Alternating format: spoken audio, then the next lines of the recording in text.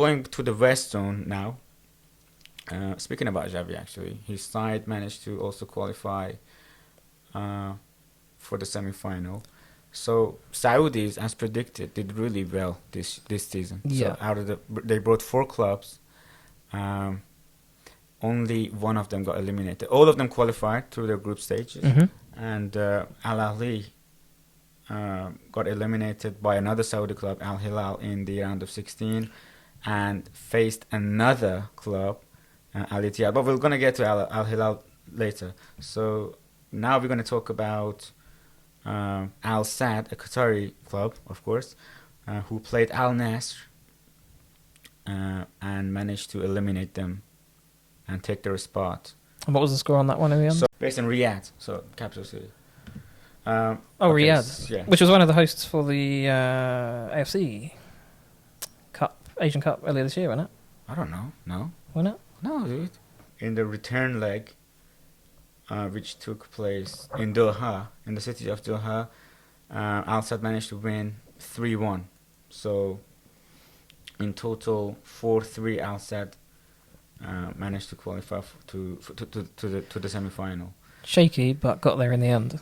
They just have too much quality, dude. Remember, we're talking about how good they are and how we're talking about what player would you take out, and would that player take effect on the team? No, you can't. I mean, of course they will get hurt. I would suppose Baghdad Bunajat is, if he goes missing, they will really struggle to score and create, because he's very good at making runs. He's really good on air considering his height. He's not the tallest player, and he's just clinical player, amazing Algerian international. Yeah, by the way, Al Nassr also have a lot of good players. They've managed to they have a lot of international, Abdul Rahman Al-Dusri and Giuliano De Polo. This guy is good. This guy is very good. He scored a couple of goals from the corner spots in the group stage. So, but yeah, so in the first leg, Al Nassr were actually they were dominating the game quite comfortably with 19 shots out of 19, 8 on target, compared to Al Sadd's 8-2. However, they had less position, which undermines their strategy, which makes us question what they were doing. So as I was explaining before, Harley fucking rudely interrupted me. Fuck you. Yeah, Al Sadd in the first leg, they were away. They were not as clinical as they were in the second leg, of course, but they had more position and more number of passes, so they controlled the game more. It's just that they were not able to create as much opportunities as they did in the second leg. But of course, this is expectable. This is expectable because it's the away leg for them, right? Al Sadd opened the score by Ali Asadallah in the 21st minute, and then they conceded 2 goals by in first half and the second half. So towards the end of the first half, Abdul Rahman Al-Dusri, international player, scored, and in the second half, in the 72nd minute, Giuliano De Polo. I apologize for mumbling, but early days, it's just I'm not made for this. I think I don't want to do this anymore. This is it. This is the end of Classic. I don't want to. This channel is gonna be erased. Yeah. All of my videos are gonna be unlisted. Welcome to the Death Podcast. Anyway, so yeah, second leg now. This is the game Al Sadd really did step up. Okay? Yeah, they turned the shit on. Do you want to take this on, or shall I carry on explaining? I carry on explaining. Wait. Okay. 21. I mean, Al Sadd in that second leg were so much better there in terms of possession. They really did step up. Yeah, they really stepped up. Massive. Some nice intricate passing going on. Having a lot of the ball again. I mean, I don't want to sound like Roy Keane or go back to the basics football. Like really terrible. But like, formation is the foundation, possession is the platform. Yeah, I know that was a terrible accent, but I think they just got it right. I think they just stuck to their possession-based football. They stuck to their game Shows how plan much in the second half. this team has got to offer Yeah, to come back.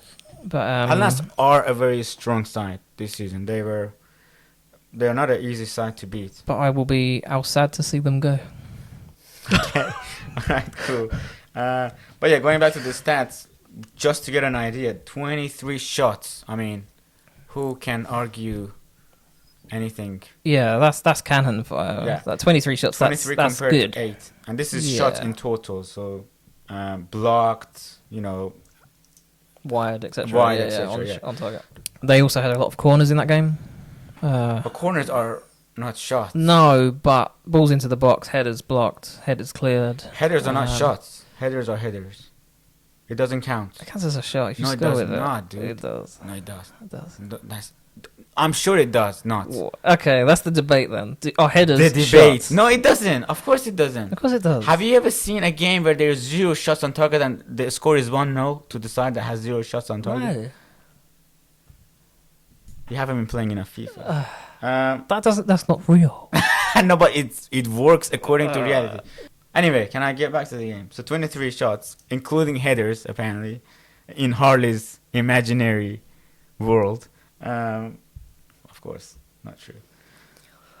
23 shots, 10 on target, compared to that's less than 50% rate.